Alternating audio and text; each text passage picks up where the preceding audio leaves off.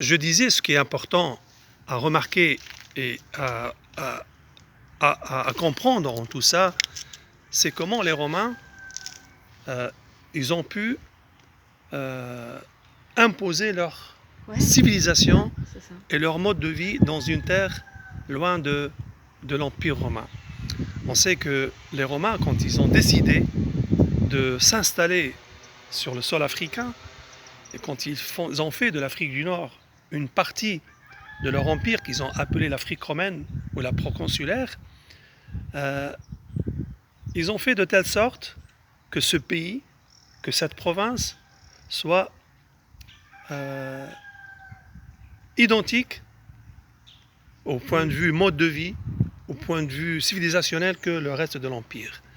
Et c'est là où ils étaient très très intelligents. Alors, qu'est-ce qu'ils ont fait les Romains?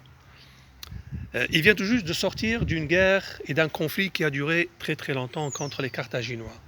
Une fois qu'ils sont sortis victorieux de ce conflit, et une fois qu'ils ont décidé de faire de ce pays une partie de leur empire, qu'ils ont appelé la proconsulaire ou l'Afrique romaine, ou une province occidentale de leur empire, leur politique c'était de romaniser ce pays, de faire de ce pays un pays là où les gens vivaient comme le reste de l'Empire. Alors qu'est-ce qu'ils ont fait? Ils ont proposé, tout d'abord, ils ont fait une première étape, une étape de pacification. Il fallait pacifier le pays, mettre un peu d'ordre et de stabilité dans ce pays, vu qu'ils viennent tout juste de sortir d'un conflit éternel contre les Carthaginois. Ils sont sortis victorieux. Donc la première étape, c'était la pacification de ce pays. Et la deuxième étape qu'ils ont entamée par la suite, c'était une étape de romanisation. Ils ont commencé à romaniser ce pays, à faire de ce pays un pays où les gens vivaient comme le reste de l'Empire romain. Et pour faciliter cette romanisation et accélérer cette romanisation, qu'est-ce qu'ils ont fait? Eh bien, ils ont proposé à des Romains de Rome, de l'Italie, des Romains purs, de venir s'installer sur le sol africain. Et cette proposition, ils l'ont faite à des retraités militaires, des Romains qui ont fait une carrière militaire. Une fois qu'ils ont fait leur carrière, ils ont terminé leur carrière, ils sont à la retraite, ils vont leur proposer de venir s'installer ici et profiter de leur retraite. Et pour motiver les retraités militaires de venir s'installer ici, on va leur donner des domaines, des richesses agricoles, pour qu'ils viennent vivre ici et accepter. On va leur dire, vous allez profiter de votre retraite ici sur le sol africain. Et c'est comme ça que beaucoup de Romains sont arrivés volontairement pour s'installer et vivre ici. Et ces Romains venus volontairement, on les appelait les Pagus.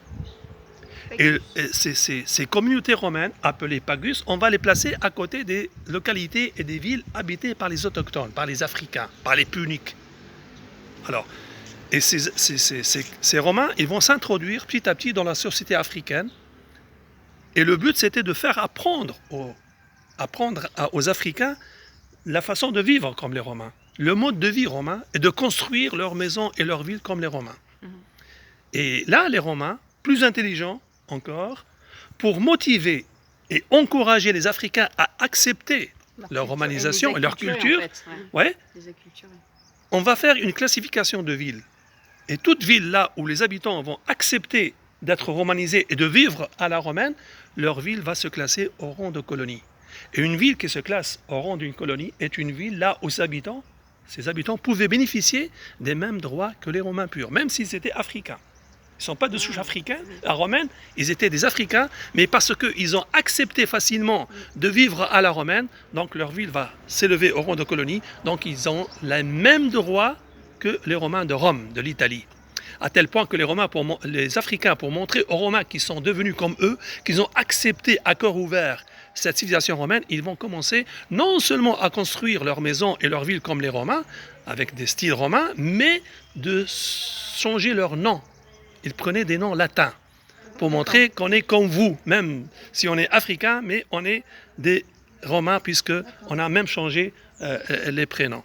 Et c'est comme ça que les Romains, ils sont arrivés, voilà, ils ont suivi les générations par la suite, c'est comme ça que les Romains sont arrivés donc à accélérer cette romanisation et de faire de ce pays un pays là où les gens vivaient comme à Rome, comme dans le reste de l'Italie. Donc maintenant, c'est pas étonnant quand on vient sur un sol africain, loin de la mer, loin de Carthage, on se trouve à Tisdrus, l'actuel Eljam, et trouver donc des maisons romaines, un amphithéâtre romain, donc un colisée qui rappelle Rome et son beau colisée. Donc voilà, c'est le résultat de cette politique de romanisation qui a été pratiquée par les Romains.